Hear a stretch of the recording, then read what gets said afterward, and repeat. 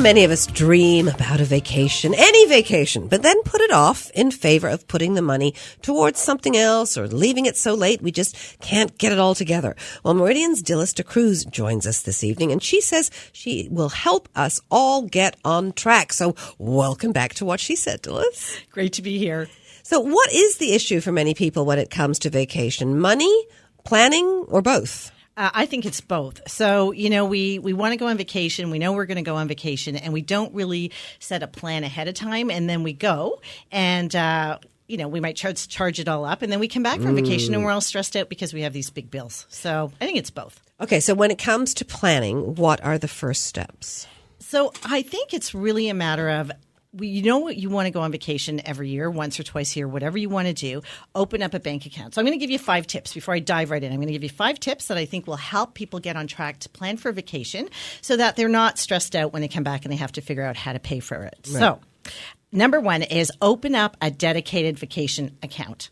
And I'm speaking from experience because I actually have this. There are some great accounts that offer high interest, and Meridian has one. It's 1.5% interest.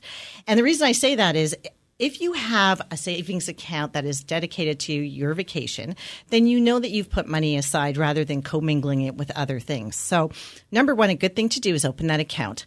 Now, how do you start saving for it? I am a huge advocate. Tip number 2 is to set up automatic biweekly transfers. I always talk about that every time I'm here. I really like that. And you can start as small as $25. I like to link it with your pay and have it transferred automatically when you get paid into that vacation account. And, up it. You'll want to figure out how much you need to save and try and work backwards. But I think even starting with $25, that works out to, $1,200 that you can save in a year. Yeah. That's pretty good. Yeah. So now another tip number 3 is save as you spend. And what I mean by that is there's a feature that we all use our debit cards so often.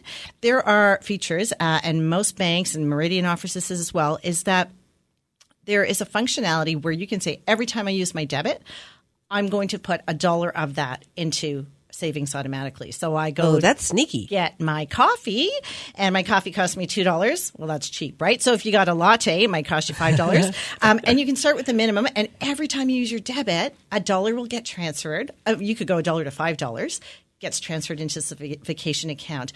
It is amazing how fast that accumulates. Wow. Okay. So that is tip number 3. Now, tip number 4, and I'm going to be really cautious about this, but it's a great way to be able to plan for your vacation and save, is use your credit card. And you're smiling going, how is using your credit card a good thing? But using your credit card, and I say this really carefully, wisely, there are so many great credit cards out there. And so you have to pick a credit card that's going to work for you. There are travel credit cards. We know all about ones that give you cash back. There are ones that give you points on airlines. There are ones that just give you travel points that you can actually go on Expedia, for example, and use your credit card to pay for whatever you want to do, whether it's plane or hotel or going to an amusement park. So pick a credit card that works for you.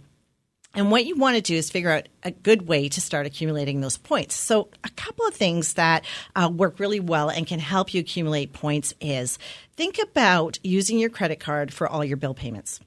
So if you actually think about the bill payments you have your phone, you have your home phone, if you do have one, you've got your mobile phone, you've got internet, you've got all these things coming out on 407 if you use a 407.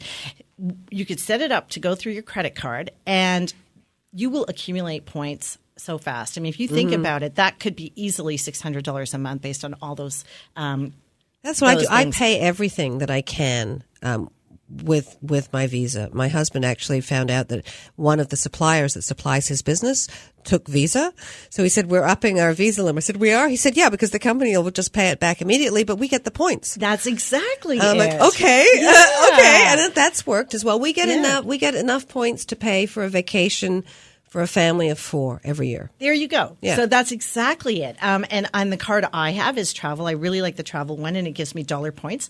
And I typically get a lot of my flights free because then I can shop and get the best rate on a flight, and I'm using cash. So I'm not bound by a certain flight or a certain airline. Now, it's the best way to do it, but it can be tricky if you're not paying that off right away. Yes, right? It has to be paid off all in of full. a sudden, if you're putting everything on your credit cards, you might get a false sense of security of how much money you have in your bank account. So let's say your expenses are $600, $600 every month for phone and cable and all the utilities, which is probably low. But if you don't have that transferred back to your credit card right away, you could easily spend that because we use debit so frequently, right? And so you have to be on top of that. So my tip on this is figure out exactly what that amount is. So in this example, if it's $600, then set up an automatic transfer to your credit card for $600 every month.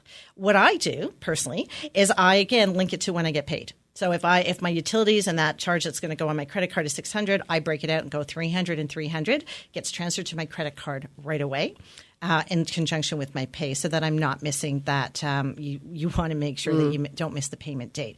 And then the other thing is, if you are using, some people are really disciplined. If you can use your credit card for almost everything, again, you got to make sure you have the money to do it. But what I like to do is, if I'm using it for bigger purchases, right away, go online and transfer the money to my credit card.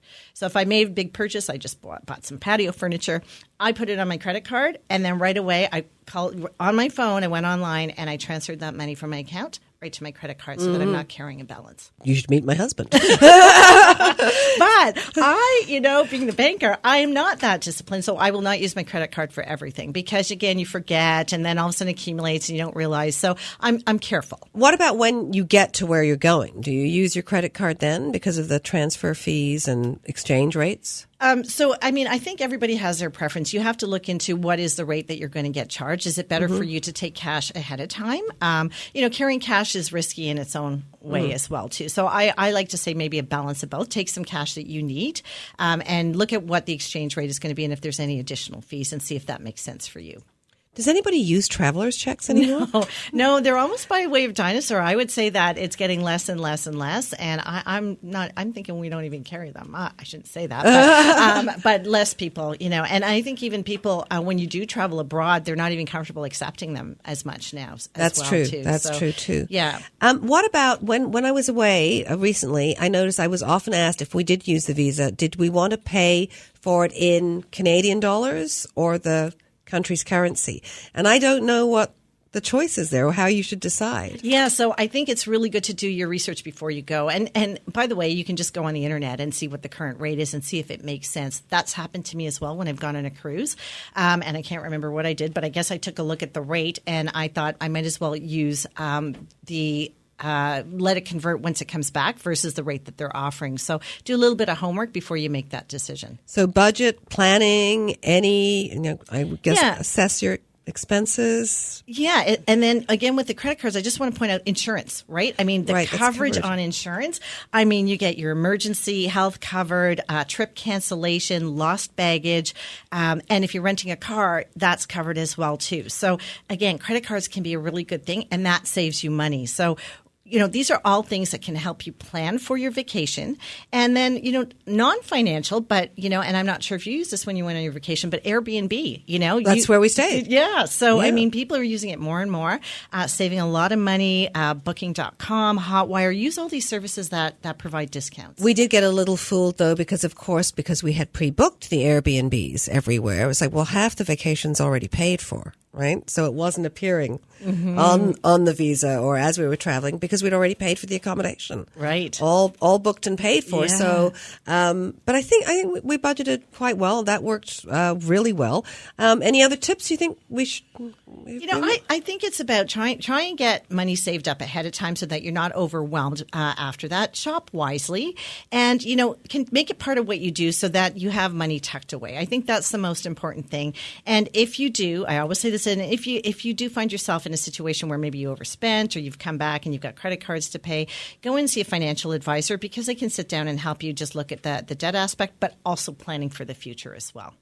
Dillis de Cruz from Meridian, always a pleasure and great advice. Thank you very much. Thanks so much.